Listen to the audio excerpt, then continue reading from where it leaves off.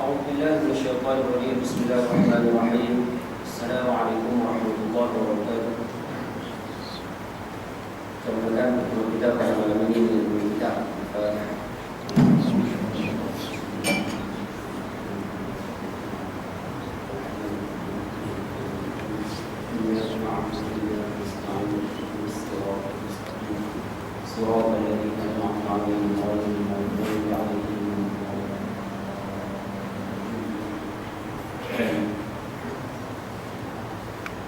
Bismillahirrahmanirrahim. Alhamdulillahi wa kafa. Wassalatu wassalamu ala rasulil mustafa wa ala alihi wa ashabihi wa ansarihi wa atba'ihi wa ahli baitihi wa man ihtada. Allahumma ij'al jam'ana hadha jam'an marhuma wa tafarruqana min ba'di tafarruqan ma'suma. Thumma amma ba'd. Alhamdulillah, kita rafa'kan syukuran kepada Allah Subhanahu wa taala. Malam ini malam yang ke-9. Yang ke-9 daripada bulan Jumadil Awal 1435 Hijrah. Allah masih lagi menyertai usia bagi kita kelapangan, kesihatan, sama-sama dapat berada dalam majlis ilmu. Mudah-mudahan pertemuan kita pada malam ini dilimpah dengan barakah inayah daripadanya insya-Allah. Ayah ibu rahmatullah subhanahu wa ta'ala sekalian, Nabi sallallahu alaihi wa ala alihi wasallam pernah bersabda dalam sebuah hadis. Hadis ini hadis sahih kan? Man salaka tariqan yaltamisu fihi 'ilma. Barang siapa yang diberikan kemudahan melangkah masuk ke dalam majlis ilmu, kita terjemah dalam bahasa yang lebih mudah, dia boleh main senang bahasa Arab. Dia boleh main ngaji. Sahhalallahu lahu tariqan ilal jannah. Allah akan mudahkan jalan orang ni untuk masuk dalam syurga. Kalau dalam bahasa yang lebih mudah, orang yang Allah bagi dia boleh main ngaji, Ustaz, orang ni Allah nak bagi dia mudah masuk syurga. Ada ulama terjemah hadis ni dalam bahasa yang lagi mudah. Dia kata siapa yang nak mati, minta maaf, siapa yang nak masuk syurga cara mudah, bagilah ngaji. Ataupun dia boleh terjemah juga dalam bahasa, siapa rajin ngaji, insya-Allah dia masuk syurga senang. Boleh faham bahasa apa lah. Sebab itu kita minta mudah-mudahan Allah kekalkan kehidupan kita sampai kematian kita di dalam keadaan menuntut ilmu insya-Allah. Mudah-mudahan pertemuan kita pada malam ini diberkati oleh Allah Subhanahu wa taala insya-Allah. Malam ini insya-Allah kita akan sambung balik kajian kitab kita. Kita nak tengok tentang kitab Tafsir Al-Bahrul Athir juzuk yang ke-30 susunan Ustaz Ahmad Salih Haji Muhammad wa nafa'ana bi ulumihi wa bi kitabihi fi darain amin ya rabbal alamin. Malam ini kita nak tengok muka surat yang ke 569 satu ayat yang ke surah Bayyinah. Baik. Kita masih lagi berbicara di dalam ataupun di bawah kelompok Suratul Bayyinah, surah yang berada pada kedudukan 98 dan berada di dalam juzuk yang ke-30. Kita dah bicara tentang ayat 1. Allah Subhanahu wa taala kata kepada golongan musyrikin Mekah, hatta golongan ahli kitab. Selesai, kita dah bicara. Allah Subhanahu wa taala sebut, aku hantar kepada kamu orang-orang musyrikin Mekah, orang-orang ahli kitab, orang-orang yang pegang dengan kitab Yahudi dan Nasrani ataupun kitab Taurat dan Injil. Mereka ini tidak akan beriman kepada Nabi sallallahu alaihi wasallam. Hatta tanda tersebut, bukti itu datang kepada mereka pun, mereka tetap tak mau beriman kepada Allah Subhanahu wa taala dan beriman kepada Nabi sallallahu alaihi wasallam. Pada pertemuan yang lepas kita dah bicara tentang orang Yahudi yang masuk ke dalam Islam, namanya Abdullah bin Salam. Kita dah bincang tadi tersebut. Abdullah bin Salam kan dia masuk ke dalam Islam. Dia bagi tahu kepada Nabi sallallahu alaihi wasallam, wahai Muhammad, wahai Rasulullah, kamu nak tengok orang Yahudi, kamu jumpa orang Yahudi, bagi tahu kata aku ni Abdullah bin Salam masuk Islam. Kamu boleh tengok macam mana perangai orang Yahudi. Itu yang kita bincang pada pertemuan yang lalu. Nabi SAW panggil beberapa orang Yahudi. Nabi SAW tanya, hai orang Yahudi, apa pendapat kamu tentang manusia yang bernama Abdullah bin Salam? Kamu kenal Abdullah bin Salam? Orang Yahudi kata kenal. Apa pandangan kamu tentang Abdullah bin Salam?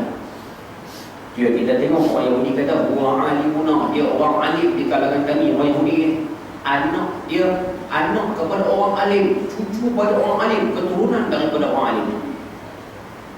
Bila Nabi SAW sebut, apa pandangan kamu sekiranya Abdullah bin Salam ini masuk Islam? Yang mereka mengatakan, kami berlindung daripada Allah daripada perkara tersebut. Maksudnya kami minta lindung Abdullah bin Salam masuk Islam ni, kami minta dibunuh semua. Akhirnya Abdullah bin Salam keluar mengakui bahawa dia telah beriman pada Allah, beriman pada Rasul sallallahu alaihi wasallam. Buat Yahudi hak tadi tu mengaku kan, tukar tuan. Dia adalah orang paling jahat di kalangan kami, anak orang paling jahat, cucu orang paling jahat, keturunan yang paling jahat sekali. Nabi Abdullah bin Salam sebut kepada Nabi SAW, ya Rasulullah, inilah yang aku dah beritahu tadi, ini orang yang Yahudi. Jadilah kebenaran itu di depan mata, tapi dia tak mau menerima. Lepas tu kita harap yang menjadi malam ni tak apa jadi orang tak tahu orang. Dan kita menjadi telat ambil sah, buat. InsyaAllah mudah-mudahan. Baik. Hari ini kita nak tengok tentang sifat manusia ataupun tentang manusia yang berada di hari kiamat. Allah Subhanahu Wa Taala kategorikan mereka kepada dua golongan. Kita di hari kiamat nanti kita akan tengok akan ada dua golongan. Yang inilah yang kita akan bincang ayat 6 dan ayat 7 serta ayat yang terakhir ayat 8. Baik. A'udzu billahi minasyaitonir rajim. Innal ladzina kafaru min ahli alkitab wal musyrikin fi nari jahannam khalidina fiha. Ulaika hum syarrul bariyah. Shadaqallahu alazim.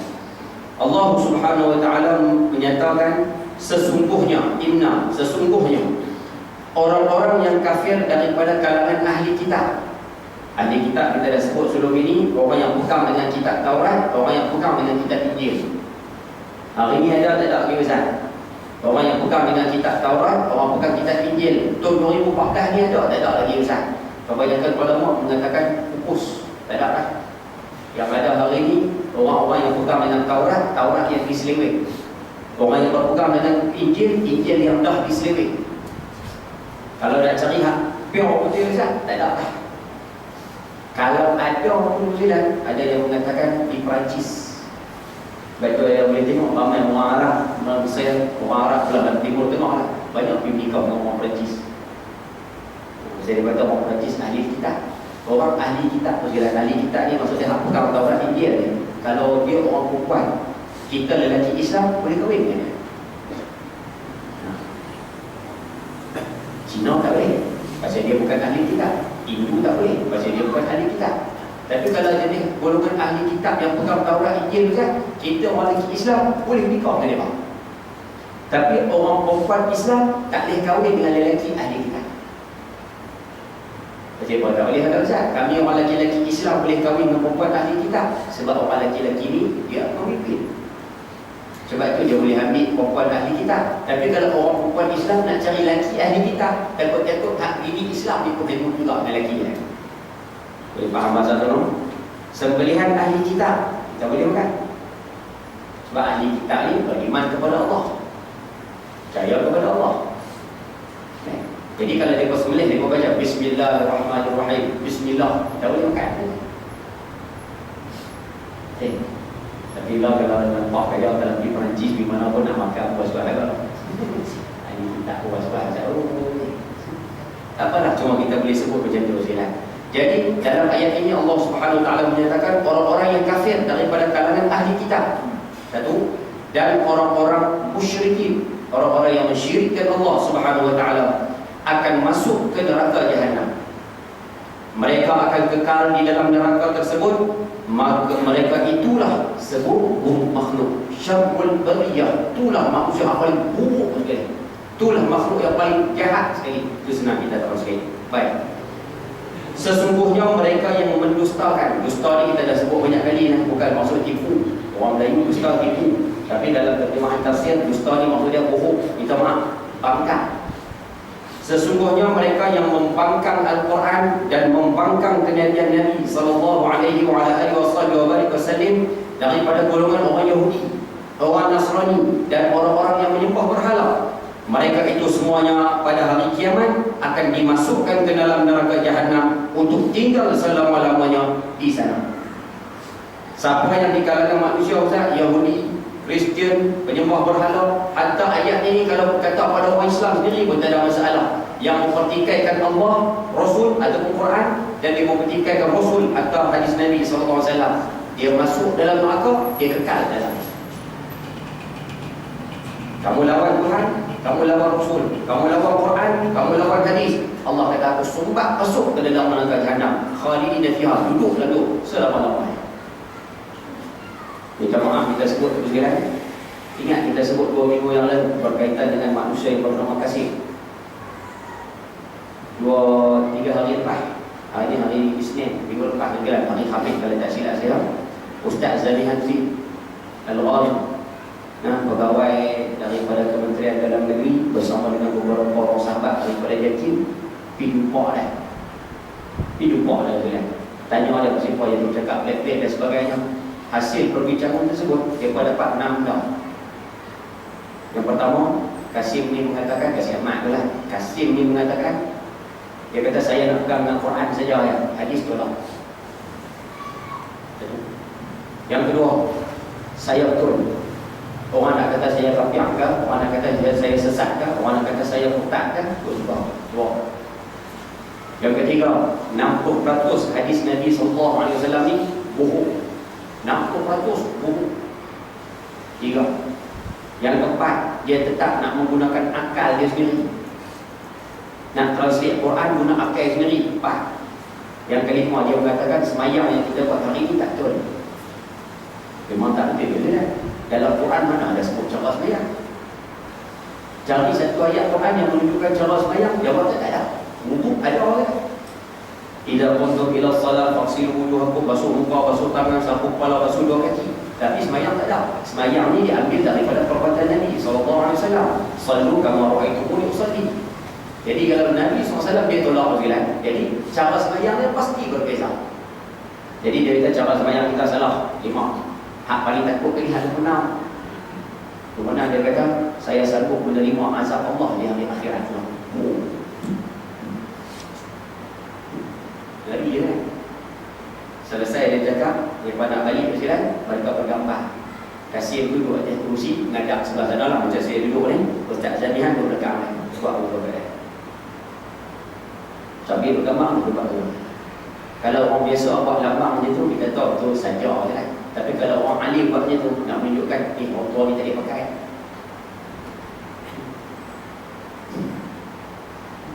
Kata apa ni? Ayah baca Quran, selalu baca Quran ni semayang. Sehari 17 kali baca surah Fatihah je lah.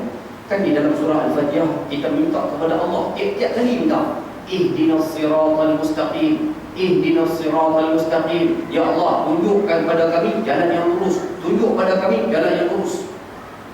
Dalam Quran, surah yang kita baca tadi dalam Fatihah duduk pada surah yang pertama. Surah kedua Allah jawab soalan yang kita minta. Surah Fatihah kita minta ihdinas siratal mustaqim, tunjukkan kami jalan lurus. Allah jawab dalam surah Al-Baqarah. Alif Lam Mim, dzalikal kitabu la raiba fihi hudan. Kamu minta ihdi, alif ha dan, Allah jawab ha dan ya, hudan. Kamu nak petunjuk ni hudan. Hudan ada di mana? Dzalikal kitab, ada pada kitab tu, yakni Quran. Jadi kamu nak hudan, kena cari pada Quran. Nak tunjuk, kena cari pada Quran. Semayang minta tunjuk, kena cari pada Quran. Dan Allah jawab lagi pada surah itu, surah Yasin. Kita minta ihdinas siratal mustaqim. Allah sebut Yasin wal Qur'anil Hakim. Quran, innaka laminal mursalin. Sesungguhnya kamu ni rasul ataupun utusan Allah, rasul. Ala siratal mustaqim. Allah jawab, itulah jalan yang lurus. Kamu minta jalan lurus, Allah kata ada pada Quran, ada pada rasul.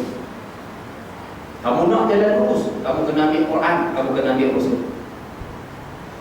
Orang yang tolak Rasul Ustaz, dia takkan berada pada jalan yang lurus. Tolak kedua Ustaz, neraka tak hebat kan? Boleh faham bahasa tu kan? Kata hari ni Allah bala kita silap, minta maaf kita sebut sekali lagi lah. Allah bala kita hari ni. Ayah pasal sahabat kita buat solat sunat istisqa. Solat sunat minta hujan, tapi hujan tetap tak turun-turun kan? Ni kata bala. Dalam celah-celah tu pula kapal topang hilang. Tengok kan? Satu benda yang agak ajaib, sampai sahabat-sahabat kita pun mula datangkan yang bekerja di jadi pramugara, yang bekerja sebagai juru terbang, jadi pilot dan sebagainya sekarang, yang jadi engineer tentang bahagian lapangan terbang dan sebagainya, mula mendatangkan 1001 persoalan. Tadi yang kita baru dapat sebelum sampai Medan tadi sekalian, ada seorang pilot menyatakan, dia kata selalunya radar ni, radar je lah. Kapal terbang yang mana lalu pun, satu-satu kapal terbang yang dibawa oleh seorang pilot, kalau tengok dalam radar tu, kapal terbang yang dekat dengan dia semua akan ada dalam radar tu. Maknanya kalau kapal terbang, satu kapal terbang lalu, macam contoh saya lalu kapal terbang, saya lalu dalam radar, dalam kapal terbang saya tu nampak habis radar ayah. Nampak ayah naik kapal terbang A, hak ni naik B, hak ni naik C, semua nampak dalam radar tersebut. Dalam radar ayah pula, ada pula kapal terbang saya. Tapi dia kata kapal terbang tu hilang macam tu. Apa kata dia Ustaz? Wallahu alam je lah. Tapi kita nak sebut yang meninggal ramai je lah. 270 lebih atau 24. Tapi hak orang Malaysia tu 30 lebih. Orang Islam ada. Ni bala tak? Ni bala juga. Jadi tak lupa. Tadi pukul-pukul nak keluar daripada rumah tadi, ada mahaburu silat seorang menawarkan diri untuk menjadi kapal terbang. Dia kata dia nampak lah. Orang ni pun boleh tahan lah. Tengok dia kat airport tadi, dia bukan putih, dia nampak lah. Dia pun sabut lah. Dan kalau mungkin dia mengatakan kapal terbang ni dihilangkan oleh jin dan sebagainya, Wallahu'alam. Tapi tahun 1940 dia. Bukan ada satu kapal terbang pernah hilang yang berhenti. Ada satu kapal terbang pernah hilang sekali, penumpang dia sekali tak dapat dikesan. 35 tahun kemudian, tahun 1975, dia mendarat balik di negara tersebut. Saya lupa negara apa, tapi sebelah Amerika Selatan, tak silap ada dia. Wallahu'alam. Kalau kata kejadian ini pun satu daripada kejadian nak macam dulu juga, Wallahu'alam. Tapi kita nak sebut di sini dia masih lagi jadi satu tanda tanya yang cukup besar pada kita. Faham? Awak ada orang macam susah hati dia pun. Dan bila kapal terbang ni hilang, tak jumpa Ustaz, banyak tak tahu ada, tak tahu Ustaz mati hidup pun tak tahu dah. Nak pergi Mekah ke minggu depan pun tak apa. Jadi ada seorang tadi pun beritahu Ustaz, orang Ustaz kapal terbang hilang, tak apa dah. Nampak lah, itu kata bala. Yang kena tu satu tapi yang lain nak naik kapal terbang semua pakai takut keluar. Sebab itu kita minta disebut tanda-tanda juga satu bala daripada Allah SWT. Nak suruh kita balik, nak suruh kita beringat balik, nak suruh kita kembali ke jalan yang benar. Sebab itu sama-sama ambil pengajaran daripada peristiwa. InsyaAllah, mudah-mudahan. Baik, sambung. Jadi orang-orang yang bangkang Quran, orang yang bangkang Nabi SAW, tak kira lah buat Yahudi ke, Nasrani ke, Musyriki Mekah ke, hatta pada kita sendiri orang Islam akhir zaman ni, semua hari kiamat Tuhan sumbat oleh neraka Jahannam. Duduk dalam neraka selama-lamanya, tidak dapat keluar dan tidak akan mati.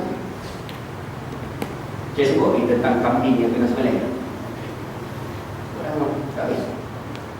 Ayah-ayah yang mana rajin lah, siapa di rumah ada kitab Bahrul Mazid, balik cuba tengok satu tajuk, khuludu ahli jannati fil jannah, kekal orang masuk syurga dalam syurga, kekal orang neraka dalam neraka.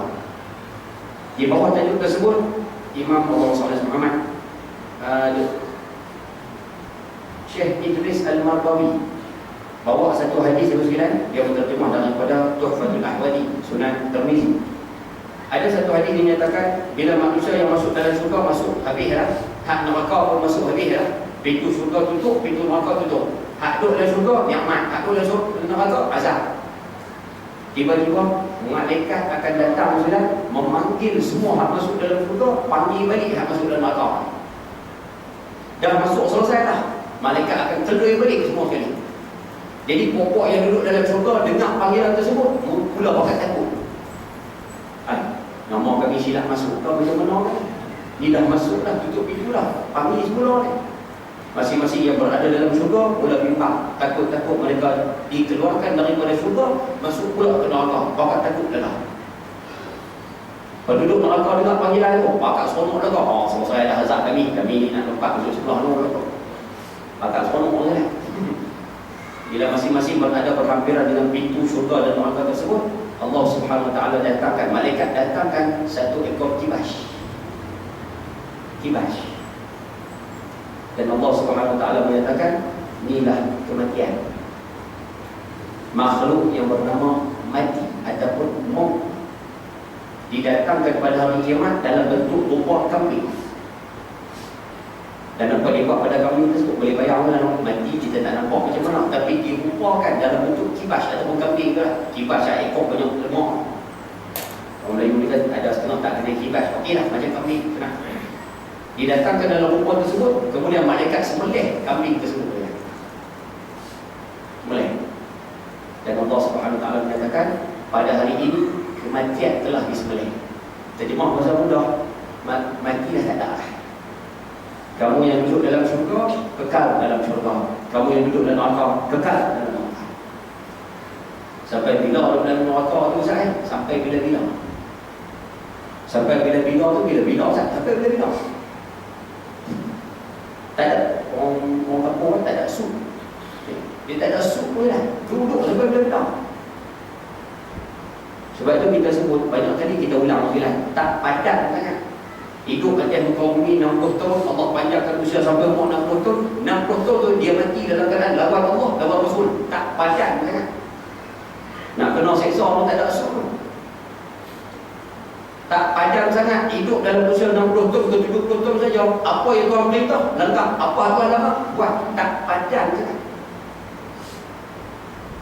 Tapi manusia hari ni berapa ramai yang sedang. Yang kata 2 minggu lepas saya baca apa? Saya rasa tak ada sebut diri sendiri. Kan sebut dah. Hak berkaitan dengan matahari dan yang sebelah barat. Sebut dah kan? Kita dah sebut tu sekali dah. Kalau ikut kajian Nasr tahun 2015, tak apalah. Cuma malam ni saya nak kongsi dengan ayah khususkan satu ilmu. Kita mengerti selama ni dosa, ada dosa kecil, dosa besar. Okay? Dari satu sudut, dosa ni ada dosa kecil, ada dosa besar. Dosa kecil besar diampunkan dengan pertaubat. Dosa kecil ni bila bertaubat padam, insya-Allah. Dosa besar ni dosa yang kena hukum hudud. Yang kena hukum hudud, yang itu semua dosa besar. Baik. Kita nak sebut di sini dari satu lagi sudut, dosa ni pecah pada 3. Ada dosa yang tak diampunkan langsung oleh Allah Subhanahu Wa Taala. Sebut. Ada dosa yang pertama, dosa yang Tuhan tak ampun langsung. Dosa apa ni Ustaz? Yang ni satu dosa syirik. Inna Allah la yaghfiru an yushraka bi wa yaghfiru ma duna dhalika liman yasha. Allah sama sekali tidak akan mengampunkan orang-orang yang syirik kepadanya, an yushraka bi wa yaghfiru ma duna dhalika liman yasha. Lain daripada syirik Tuhan boleh ampun kalau Tuhan nak. Senang saja semua. Dosa syirik. Syirik itu apa Ustaz? Kamu menganggap ada sesuatu yang lebih berkuasa daripada Allah Subhanahu Wa Taala. Syirik. Kamu anggap berhala lebih berkuasa daripada Allah. Syirik. Kamu anggap sesuatu benda itu lebih berkuasa daripada Allah. Syirik. Kamu anggap tangkai berkuasa daripada Allah. Syirik. Kamu percaya untuk umum lebih pada Tuhan. Syirik. Atau kita mengaji berapa ni silah ni? Pemahat. Motor hilang. Motor hilang, orang hilang. Tapi lupa untuk umum hati tengok. Tok Umar pun pombang nelayan dia kata curi ni orang jauh ni. Dia ngajak tu Abdullah pergi sini. Minggu kedua minggu keempat ni. Dia pergi tengok orang tak boleh. Kau main kan? Dia percaya kepada makhluk yang lain, mempunyai kuasa. Makhluk yang lain boleh memberikan tanda pada masa akan datang. Dia duk percaya bewok. Contoh mana? Bewok ni tak sen. Percaya. Dengar burung bunyi waktu malam, dia ada orang nak mati semua. Percaya pun. Tak ada. Cepat dah orang. Baik, ya lah. Ada setengah manusia, macam contoh ayah-ayah, ibu-ibu lah sana. Ibu-ibu yang tidak bekerja, suri rumah. Duk percaya suaminya. Ustaz, saya ni suami saya ni lah. Kalau dia mati, nanti tak tahu lah nak makan apa.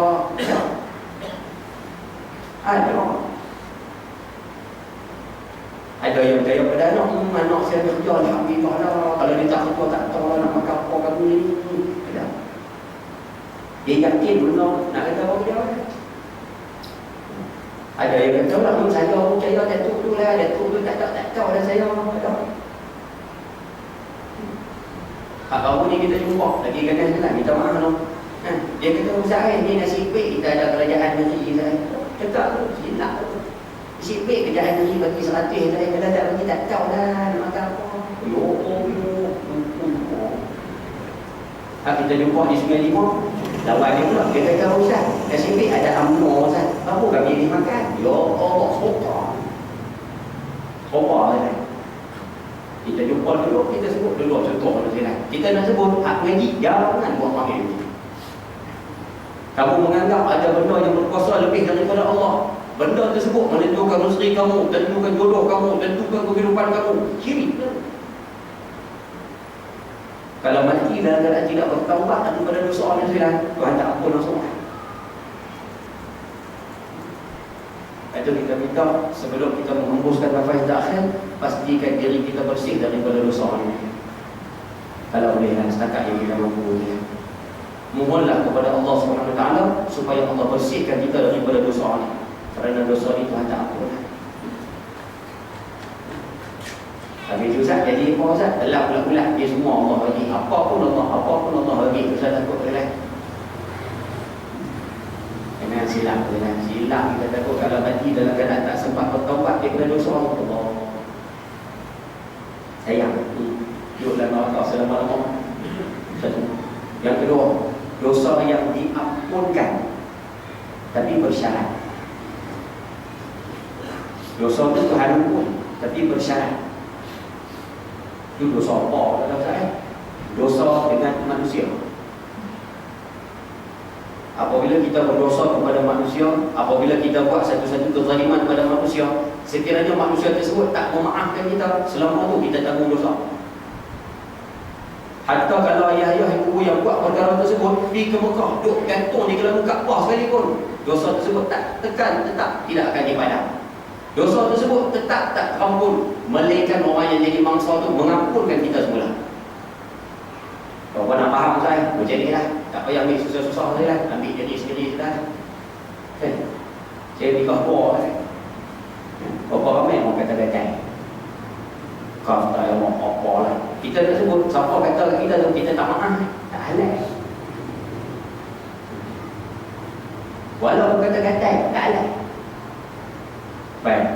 Bila kita sebut macam tu kan, orang yang sebut pada kita tu, dia pergilah ke Mekah, buat apa-apa, tawaf bilah Kaabah sekalipun macam mana pun, sampai cabut lutut sekalipun, dosa tersebut tak diampunkan. Sehingga apa Ustaz? Sehingga kamu balik, kamu jumpa Ustaz tu, kamu minta maaf. Ustaz, saya minta maaf saya. Ustaz tu kata, saya maafkan. Baru dosa tu terampun. Boleh faham pasal tu kan? Kita hidup atas muka bumi tu kan, berapa banyak kita kata pada orang kan. Kalau orang yang mendengar kata tersebut, orang yang jadi mangsa, orang yang kena orang tersebut, saya tak halal. Saya tak maaf. Sampai mati kita tanggung dosa tersebut. Tak jadi kan, dah jadi. Sebab tu Nabi SAW pernah berpesan kepada Abu Musa Asy'ari. Nabi pesan khusus kepada dia, la takallamanna bi kalamin, jangan kamu bercakap satu-satu perkataan, jangan cakap satu benda tak tabiru minhu, nanti kamu nak kena minta maaf semula pada dia. Kalau kamu cakap satu-satu benda, nanti nak kena mengajak dia pula, nak kena minta maaf kat dia pula. Baik, jangan cakap daripada awal. Sebab kalau dah cakap, dia tak maafkan kamu kena mengajak dia pula. Apa kan susah. Ustaz, nak tanya Ustaz, kalau kami minta maaf kat orang tu, orang tu tak kata apa, selesai tak kewajipan maaf kami Ustaz? Jawabnya tak selesai. Kami minta maaf Ustaz, dia tak kata apa, maksudnya tak selesai. Orang Melayu kita faham, dia minta maaf pada orang Ustaz, minta maaf kira selesai Ustaz. Dia nak maaf tak maaf, itu urusan dia dengan Tuhan. Kalau dia tak maafkan kita, selama tu kita tanggung dosa. Awak nampak susah hati. Kalau kata kat saya kata, dia boleh menang kan saya. Kalau kata kat saya tu halal lah, tak apa, tu contoh ya. Itu contoh saja. Tapi kita sebut berapa banyak yang kita kata sekarang, yang mana kita kadang-kadang tak sempat nak minta maaf. Kadang-kadang kita apa hari lupa. Saya ingat pergi Mekah dulu ni, nampak anak terumah hitam, anak darah putih. Lepas tu duduk ulang macam kicau orang. Kalau pengantin tu dengar, dia kata tak maaf, siapa kata kat aku ni sakit je lah. Lepas tu kita minta mulai daripada malam ni sekalian, Yang mana pasal dah terlanjur buat Ustaz, dia minta maaf balik. Hak ke depan ni jangan buat dah Ustaz. Setakat mana yang kita mampu lah. Jangan biar kalau boleh sebelum kita menutup mata Ustaz, biar dalam keadaan dosa hak pertama tu selesai. Dosa yang kedua ni pun selesai kalau boleh.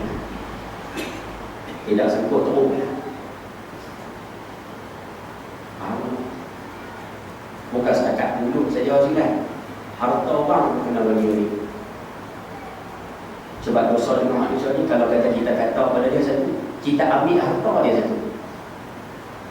Ayah-ayah yang ada di sini buat pedang Ustaz, buat batai dalam tapak orang, dalam petak orang. Hak petak kita penuh kan. Mana ayah-ayah dikira mengambil hak orang lain. Kalau hak jadi mangsa, dia kata saya tak halal dia di tanah dia ni.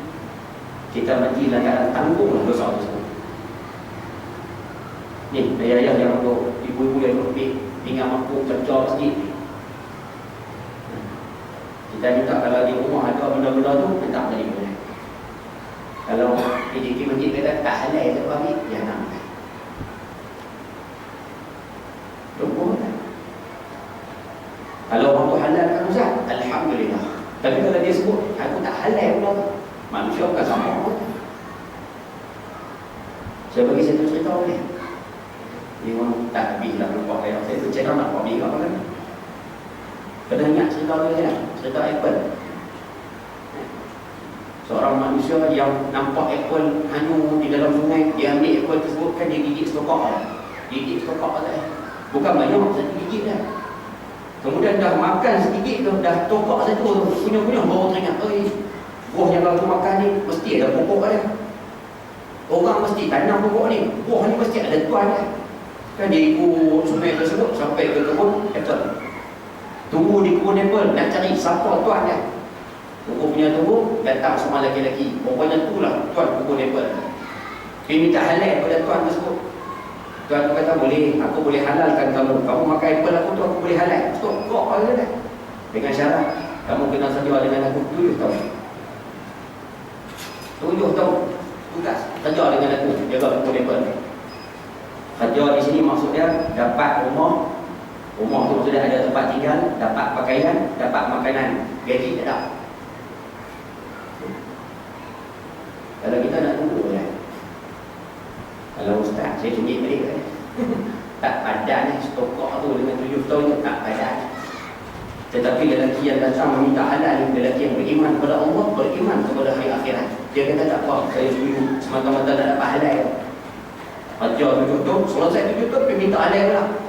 Pakcik ni kata boleh, saya boleh halalkan dengan syarat kena menikah dengan anakku lah. Jadi dah kerja 7 tahun, ni nak kena menikah dengan anak lah. Hak tadi ni gagal kira dah buat dah, tak dapat halal ni, kena menikah lah dah. Tapi pakcik ni sebut, anak aku ni buta, anak aku ni buka, anak aku ni bisu. Nampak lah, nikah tu boleh tahan lah. Tapi tengok Ustaz, buta, bisu ni, ya. Kalau Ustaz lari-lari lah. Hak awal tadi saya lari lah. Bahasa orang muda-muda ni kita tak ada pasal ni, turun malam-malam. Stokok. Tapi orang beriman pada Allah, tindakan dia berbeza daripada tindakan kita yang jahil. Akhirnya ada terpaksa nak halal juga, kahwin juga Islam. Ada yang mengatakan malam tersebut dia masuk dalam bilik isteri dia, masuk terus kan, dah bilik pekak. Kan? Nak bagi salam apa? Masuk terus je. Masuk bini tengok, tak bagi salam kan? Dia terkejut, kata pekak. Boleh dengar pula bunyi pintu ni. Kata bisu, boleh tengok pula. Bila masuk ke dalam, dia melihat isteri dia, seorang yang tidak buta. Isteri dia boleh nampak batang tubuh pada dia. Dia lompat keluar cari pak mentua. Jadi pakcik lah, dah pak mentua lah. Lupa pak mentua dia lah, tanya. Pak kata anak pak ni pekak, bisu buta.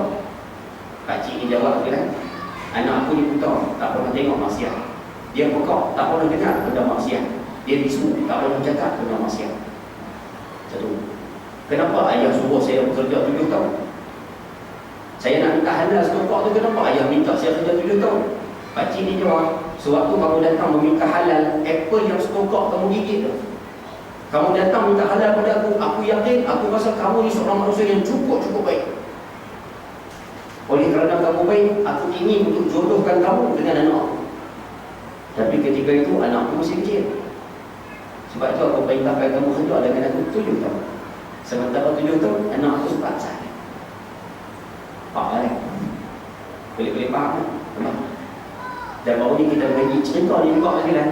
Ada satu ilmu lagi kita boleh kongsi. Hasil perkahwinan manusia yang bertakwa kepada Allah, tokak apple pun minta halal dengan perempuan yang begini baik. Daripada dua manusia ni lahir seorang manusia yang mana cukup hebat, seorang ulama yang cukup hebat dalam dunia Islam, yang mana saya selalu dengar nama dia Syekh Abdul Qadir Jailani. Inilah mak ayah dia. Dan kita dah dengar Syekh Abdul Qadir Jailani Iraq, Syekh Abdul Qadir Jailani Iraq. Inilah mak ayah dia. Dan keturunan dia akan mari di Kuala Lumpur sini. Habib Umar Al-Jilani, seorang ulama yang berada di Mekah, duduk gajah di Mekah kan, saya Bukhari, saya Muslim di kota Mekah. Dia akan mari di Kuala Lumpur untuk bulan 3 ataupun awal bulan 4. Saya lupa tarikh dia. Rupanya ulama yang datang keturunan daripada manusia yang minta halal stok apple. Allah Akbar. Contoh yang kita boleh bagi stok apple pun minta halal. Itu kita harap kali kalau boleh ayah-ayah muslimat sama-sama lah. Benda yang bukan hak kita, benda yang bukan milik kita sekarang, bagilah supaya kita selamat di hari kiamat. Jadi ada soalan aku nak tanya, orang kata orang nak faham ke? Aku nak tanya Ustaz, kalau kami sapu hak barang pejabat tu macam mana kira Ustaz? Barang jiran. Nampak je Ustaz, nak minta halal Ustaz. Kita cadang tak payah. Kalau minta halal, sekali kita kena buang je. Bila nak buat apa Ustaz? Kita cadangkan, nilaikan balik berapa harga barang tersebut, ambil duit tu pun dalam tabung masjid. Niatkan kalau token ni orang bukan Islam, bubuh dalam tabung tu, niat mudah-mudahan Allah bagi hidayah pada dia. Dan tak payah pergi sebelah tepuk lah, pergi sebelah tepuk kena. Dan kena ingat, lepas ni jangan buat dah panggil Ustaz, saya ambil barang tu Ustaz, barang tu tak banyak saya, buka saya.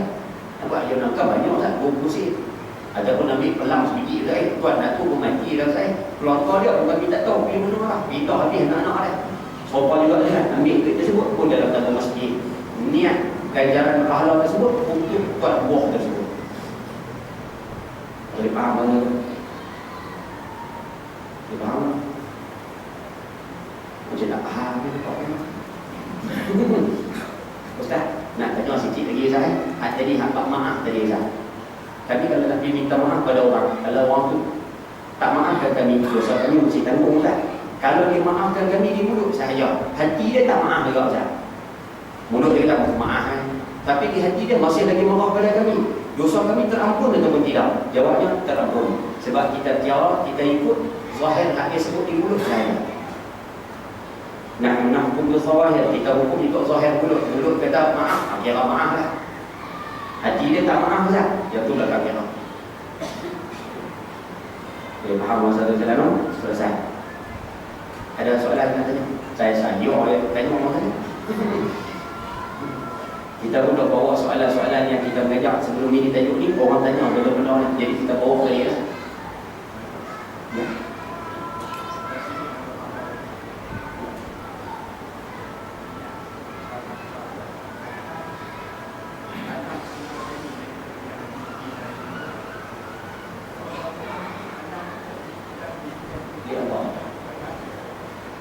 Alam semula jadi gila ya. Bagi orang-orang yang begitu prihatin, orang-orang yang memperincikan setiap perbahasan, setiap perkataan daripada manusia ini, alam semula jadi itu pun sana. Sedangkan alam ini diciptakan oleh Allah, dia bukan jadi dengan sendiri. Semula jadi itu maksudnya dia jadi sendiri itu. Tapi bila datang kepada masyarakat kita di Malaysia ni Ustaz, alam semula jadi ini dimaksudkan sebagai alam yang ada di hadapan kita. Kita yakin Allah Subhanahu Wa Taala yang menciptakan alam ini. Cuma alam ini, alam yang ada di sekeliling kita ni, kita panggil sebagai alam semula jadi. Mungkin dari sudut bahasa ya. Cuma kita jangan silap faham, alam ini diciptakan oleh Allah Subhanahu Wa Taala. Dia bukan jadi sendiri. Tapi alam semula jadi itu kalau boleh terjadi. Boleh tak? Ada orang pasangan Minta ulama pasal ada benda-benda kita belajar akad. Boleh kira no? Saya ada satu benda yang nak tapi terlupa nak sebut ni berkaitan dengan maaf tadi juga. Baik. Ustaz, satu lagi soalan. Kalau kami hidup kat dunia ni, kita buat dekat dia dulu tadi. Ayatlah kita berubah. Kalau kami tak maafkan manusia tersebut atas hukum bumi dia, Ustaz, dia ambil apa pun kami tak halal, dia kata apa kami tak halal, Ustaz. Memang kami tak halal. Dosa lah kami. Jawabnya tak dosa. Kami tak dosa, Ustaz. Tak, sebab kita dizalimi. Orang yang dizalimi tak ada masalah. Fa'in uqibu fa'aqitum bimithli ma uqibtum bih. Kalau kamu kena balas balik macam mana kamu kena. Walakin sabartum, tapi kalau sabar lebih baiklah. Baik. Ustaz, kalau kami tak maafkan dia, ada tak kelebihan di hari kiamat? Kalau kami maafkan kesalahan dia, ada tak kelebihan di hari kiamat? Baru ni kita pergi sekarang. Ulama bagi pembahasan itu pula, dia bagi sebuah fikiran. Dia kata orang yang memaafkan orang lain atas muka bumi ni, orang buat apa pun maaf. Hari kiamat, orang jadi pemaaf ni, dia cepat masuk syurga. Dia cepat masuk syurga. Selesai hisab dia terus masuk syurga. Orang yang tidak memaafkan orang lain, kalau kata hisab dia selesai dah, di hari kiamat, dia lambat masuk syurga. Macam apa Ustaz? Dia kena tunggu orang hati keli dengan dia ni, hisab dia. Dia kena tunggu orang hak keli dengan dia ni pula, kena hisab. Sampai giliran orang hak keli dengan dia hisab Ustaz, orang tu akan selesaikan dengan dia pula kalau tunggu ni. Dia lambat. Lambat tu tak tahu lambat tu, tak tahu Allah Alam ke. Kalau dia giliran ke 1 juta, kawan ni 1 juta satu, tak apa. Kawan ni giliran ke 10, kawan dia tak mau maaf ni giliran nombor 11, tak apa. Tapi kalau giliran dia Ustaz awal, giliran orang keli dengan dia Ustaz ujung sekali. Sebab itu poin utama kita, Nabi SAW sebut kepada Sa'ad Abi Waqqas, orang yang masuk dalam ni ahli syurga. Bila disiasat balik, pokoknya Sa'ad Abi Waqqas orang yang rajin memaafkan orang sebelum dia tidur. Jadi kalau boleh amalan ni jadikan amalan dalam kehidupan kita. Siapa kata, siapa ambil apa-apa kira halal. Nah, saya dah ada berbicara. Buku kata-kata kira halal. Kalau kata tapi buat itu Allah SWT. Boleh no? Yang ketiga, dosa yang diampunkan. Dosa yang diampunkan. Dosa ni dosa dari Allah SWT. Baik, selesai. Boleh dapat hasil no? 3 jenis dosa, ambil mengingat sama-sama. Baik, sebab kita ambil pergani saja hasil. Baik. Orang-orang yang masuk dalam neraka Jahannam tak boleh keluar satu, kemudian tak mati Ustaz. Mereka itulah golongan yang paling buruk nasib. Lebih buruk daripada pencuri. Pasal orang yang lebih teruk daripada pencuri. Hak tolak Quran, hak tolak hadis ni lebih teruk daripada pencuri. Kenapa? Kerana mereka telah mencuri pengetahuan mengenai sifat Nabi Muhammad SAW di dalam kitab Allah. Maksudnya macam mana Ustaz? Baik, makna dia, mereka sudah mengenal, kenal dah Nabi SAW tu, tahu baginda Rasul akhir zaman. Kemudian orang yang dikenal itu disangkal yang lebih teruk daripada perompak di tengah jalan. Dia kata dia pun kenal dah Nabi SAW ni, tapi dia pun yang kuat lawan Nabi SAW. Sebab tu dia pun lagi teruk daripada tu. Boleh faham bahasa mudah dia? Hak kenal lawan lagi teruk. Sebab itu ayat yang kena faham. Orang bukan Islam hina Islam, dengan orang Islam hina Islam. Hak Islam hina Islam lagi teruk. Pasal dia kenal Islam, tapi dia pun hina Islam. Boleh faham bahasa tu? Tu kaedah yang kita ambil lah, kaedah mudah yang mana. Sebab itu kita minta, kita hari ini orang Islam, jagalah kehormatan Islam sama-sama insya-Allah. Baik. Kerana telah merampas perkara yang benar, perkara yang hak, iaitu agama Islam dari tangan makhluk yang akan memeluk agama tersebut. Ini ayat tu abaikan fikiran, cuma kita nak sebut orang yang kenal Nabi SAW, kemudian lawan Nabi SAW ni cukup. Sebab itu mudah-mudahan kita tak masuk dalam kategori manusia seumpamanya. Innal ladina amanu wa 'amilus shalihat wallahu a'lam. Mudah-mudahan pertemuan akan datang kita semua apalah. Jadi mati dalam media tak apa dan kalau ayah tak meninggal itu, saya tak meninggal itu. Tak apalah, yang penting kita meninggal dalam Islam. Baik, yang terakhir. Benda ni agak sensitif sekarang, tapi saya sebutnya ada dasar ilmu satu. Yang kedua sebab saya sayang ayah-ayah ibu itu Allah. Sebab itu kita sebut dulu. Ayah boleh tengok bahawa ni isu cerita apa? Anwar Ibrahim. Datuk Seri Anwar Ibrahim. Mahkamah tinggi kata tak salah. Mahkamah Rayuan sebut 2-3 hari baru ni bersalah. Tak apalah. Cuma di Malaysia ni kita ada mahkamah tinggi, mahkamah perayuan, mahkamah persekutuan. Maknanya lepas ni kes tu dia nak pergi mahkamah persekutuan pun Allah malam. Cuma kita nak minta yang lagi malam ni sudah ayat-ayat 29 kita nak minta bab liwat ni, bab zina liwat ni kalau lebih jangan cakap dia. Jangan cakap dia. Ustaz, mahkamah dah putus Ustaz. Di Malaysia ni ada satu lagi mahkamah. Tak apa, kita biar selesai mahkamah yang ketiga tu. Lepas tu nak boleh tak apa lah. Tapi sebelum mencapai mahkamah yang ketiga, jangan cakap dia. Ada setengah sahabat kita cakap dah, dia kata tu aku kena tengok kata hidung dia, aku kena hidung kaki liwat. Sabar sah. Sabar sah. Bersimpau Ustaz pesan dia tu penutup. Saya bagi satu cerita dia pengajian cerita ni saya sebutlah sebelum ni. Saya ulang tadi je lah. Dan bila sampai masa ada benda ni kita sebut. Baik. Zaman Imam Malik radhiyallahu anhu duduk di dalam kota Madinah, ada seorang pelacur. Pelacur tu Ustaz Islam. Jadi walaupun dia Islam tapi dia buat kerja pelacur. Sampai satu masa pelacur tu meninggal dunia, orang-orang Islam yang ada di situ tak mau benci, meluap kepada pelacur ni. Tapi oleh kerana dia Islam, mereka upah juga seorang makcik memandikan mayat pelacur. Tu yang waktu datang mandi, makcik tu mari dah mandi, nak mandi tu dia sampai jatuh. Dia datang mandi dalam keadaan marah. Sambil duk mandi mayat pelacur tu silah ni, dia datang faham, dia kata ni, kau kali buat jahat. Kau kali zina orang ni, tak ada kerja lain kan? Dia marah. Takdir Allah, tangan dia tampak mayat tu dah lekat pada mayat. Tangan dia lekat pada mayat. Tu yang marah silah. Riak, langit apa semua. Cerita tu lepas satu Madinah terkejut dengan peristiwa. Panggil ulama-ulama turun. Ni nak selesai masalah mayat ni macam mana ni? Tangan lekat kan? Tanya ulama yang pertama. Ulama pertama jawab, kita kerat tangan kecil. Mayat tak kena urus. Tanya ulama nombor dua. Ulama nombor dua kata tak payah kerat kan? Tamak terus makcik tu dengan mayat. Mayat tak kena urus. Nak korek isi mayat tak boleh. Mencederakan mayat, mencacatkan mayat, menyakiti mayat, punya haram. Ni mayat tak kena urus. Maksudnya bagi Imam Malik kan? Imam Darul Hijrah, imam yang tak pernah pakai kasut waktu duduk di Madinah, imam yang sangat-sangat menghormati Nabi SAW. Pagi Imam Malik tanya, Imam Malik masuk dalam bilik tu, tanya makcik akan kita, wahai makcik, aku nak tanya kamu, waktu kamu memandikan mayat ini, apa yang kamu kata pada dia? Makcik tu kata, saya tak kata apa. Cuma saya kata, pokok kali buat jahat, pokok kali berzina dengan orang, tak ada kerja lain kan? Imam Malik mengatakan, makcik, bila kamu mengatakan sedemikian, kamu dah tuntut dia buat zina, kamu kena bawa 4 orang saksi. Kamu tuntut dia buat zina, kamu kena bawa 4 orang saksi. Makcik tersebut, wahai tuan imam, makcik kata kepada mayat ni, sebab makcik kenal, dia pelacur. Kenal. Satu Madinah kenal.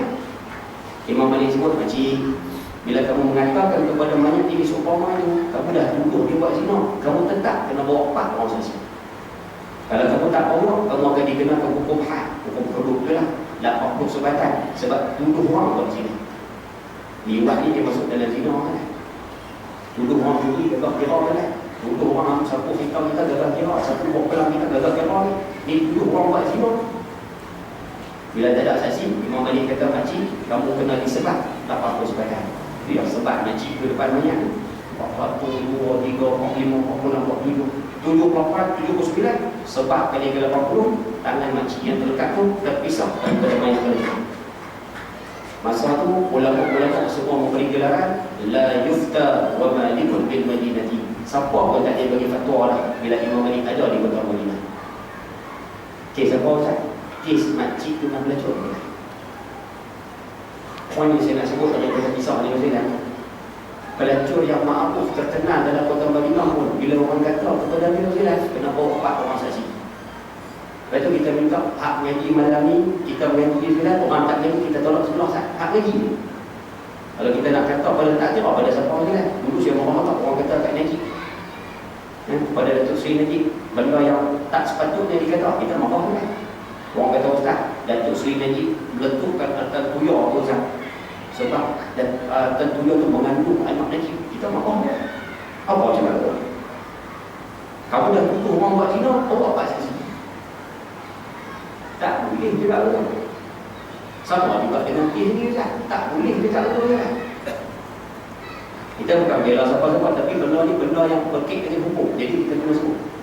Sebab tu kita minta yang menyanyi, kalau nak cakap, jangan cakap je, ni memang aku kena ada pasal. Jadi apa? Macam kata doh ada buat kayu ni. Ustaz, kalau kata dah macam mana Ustaz? Begitu. Kalau kata dah macam mana Ustaz? Apalah, sewa baik sedikit, dia minta maaf balik kat dia.